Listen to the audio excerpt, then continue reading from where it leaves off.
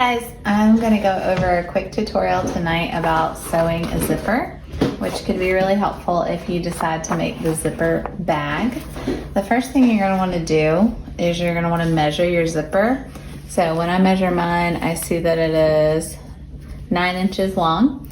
And you're going to want to cut some fabric. You need 4 pieces, 2 pieces for the liner and 2 pieces for the outside, that are around the same size. I measured these squares to be about 8 by 5.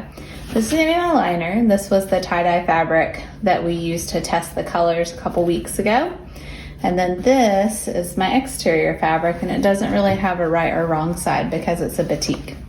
So first thing you're gonna do is you're gonna lay down your exterior fabric right sides up.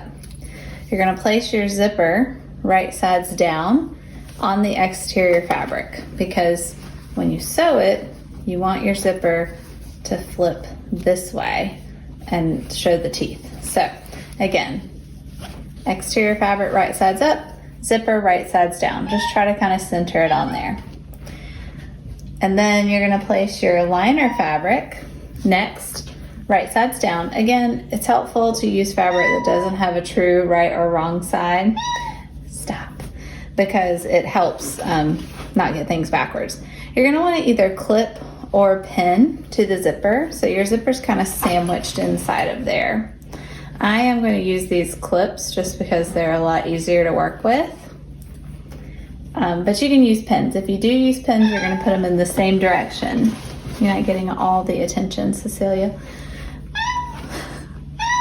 Hello everyone, this is Cecilia. She is my kitty who needs a lot of attention. So it should look something like this when you're done. You've got your zipper sandwiched in there. All right, so if you're gonna be doing this, you need to pause at this point. Get down. You need to pause at this point and see if you can get your fabric cut and go ahead and sandwich your zipper. All right, to make this pouch, you are going to make a zipper sandwich. Then you are going to use the zipper foot to sew across. So I'm gonna switch out on my machine this foot for, ooh, this is like the hardest one to open, for the zipper foot. The zipper foot on my machine looks like this, it's foot I. All right, when you get ready to sew with your zipper foot, you're gonna notice that it has 2 orientations. It can either be on the left or it can be on the right. I'm gonna start out with it on the left, because I want to sew down the side of my zipper toward the pull, the zipper pull. So I want to actually start down here at the stop instead of down here at the zipper, because the zipper is big and bulky and it kind of gets in the way. So I'm going to start out with my needle, left needle. If I move it to middle needle, it'll be a little bit closer. The first couple stitches, you want to make sure that you're not hitting any of the zipper teeth. So use your hand wheel to place the zipper down in your fabric, and then go slow. Make sure you back stitch at the beginning and end. I'm going to go just a little bit faster. There we go. And the whole time I'm keeping my zipper foot even with the edge of my fabric right here. And I'm just sewing down the side. If this makes you really nervous, you can actually do basting stitches for this part, and then you can check it and see how it looks. All right, I'm gonna speed up just a little bit. And notice when I come to my teeth, my clips, I'm gonna pull those loose. What's happening right now is it's going through all 3 layers of fabric. So now's a good time for me to stop. I'm going to lift my fabric out of the way, and I'm going to unzip my zipper a little bit past the needle.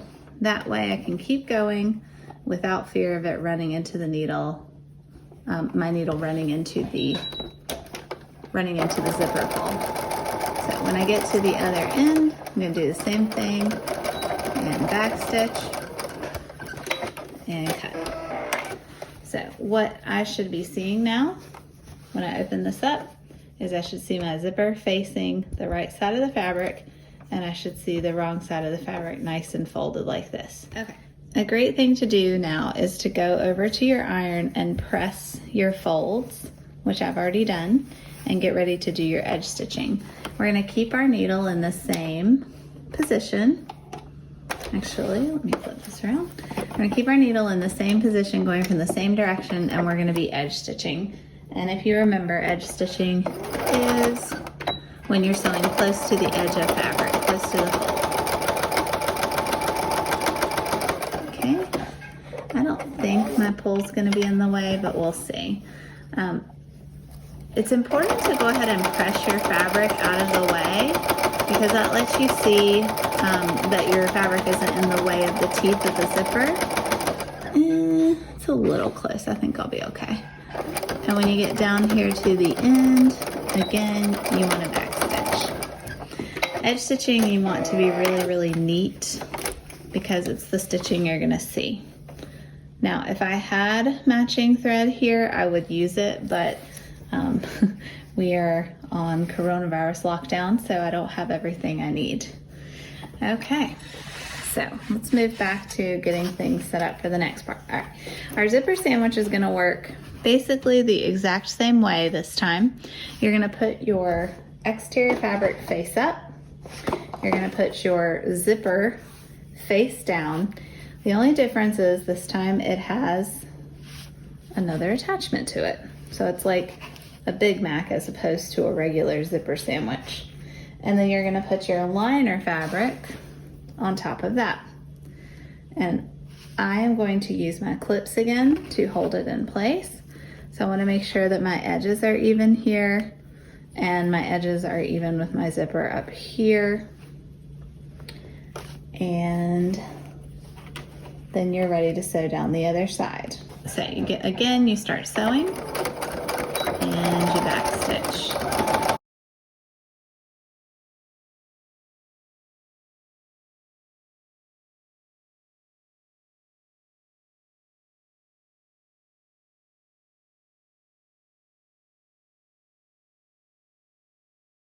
Same thing, we want to edge stitch to make it look nice and professional, and also to keep our zipper from getting caught in all this extra fabric when we zip and unzip it.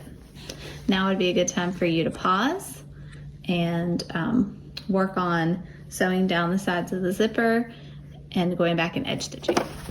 We have 2 finished sides. The zipper is loose on this end, so if you would like, you can stitch through these little extra flaps of the zipper to let it hold still when you're getting ready to sew. And I usually do that just to keep it steady and even.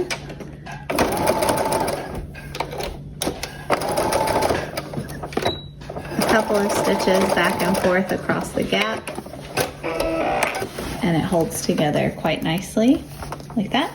You can even take a piece of scrap fabric and you can create a little zipper pull tab that you can fold and place over it and sew on top of it if you plan on letting your zipper stick out. All right, so this last part is by far the most confusing part, and it helps to think about the zipper bag as a big square. So you want right sides together always. Notice how I've left my zipper undone just a little bit. That's very important. If you don't do this, then you're gonna have to try to unzip a zipper from the inside, which I don't know if you've ever done that, but it is super, super difficult. You're gonna pull your 2 right sides, your exterior of your fabric together, and then let your interior fabrics fall together as well.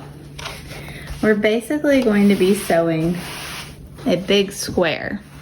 You want to start down here on the liner, sew and pivot, sew up and across the zipper, down, sew across and pivot, sew across the zipper here, pivot, and then leave an opening right here to turn the whole thing inside out. Your zipper should be unzipped at least part way so that when you go to turn it inside out, you can get the whole thing turned inside out. I highly suggest using pins or clips. If you're working with a plastic zipper, a zipper with plastic teeth will still break your needle if you're going fast. Also, the metal stop on the zipper will break the needle. I said break your teeth, I meant to say break your needle. The plastic teeth and metal stop will sometimes break your needle. so you don't want to be going too fast over those parts. But I usually use the hand wheel and walk it across when I get to that part.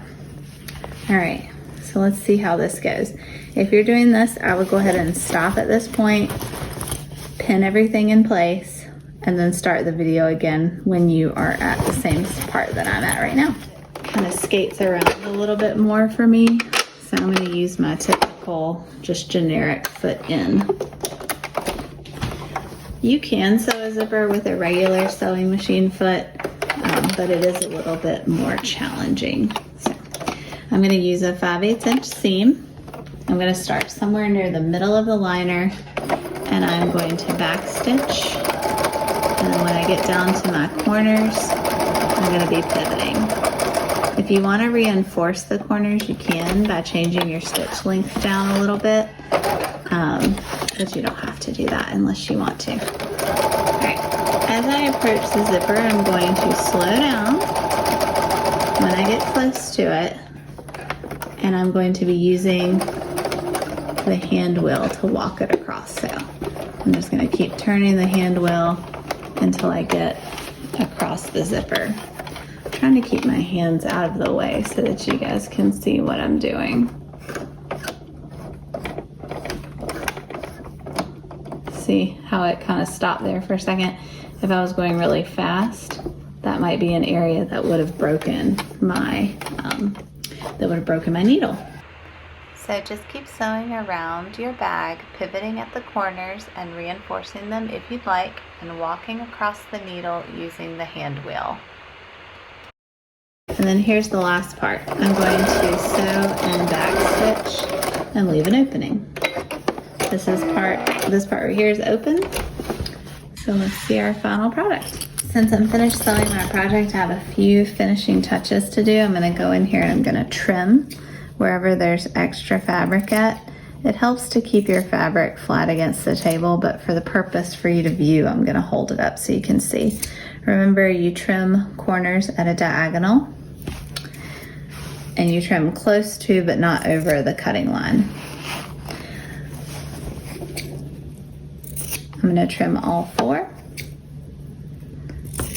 And if you have places where your fabric doesn't match up, as long as it's not too short, you can trim that up and make it look really nice.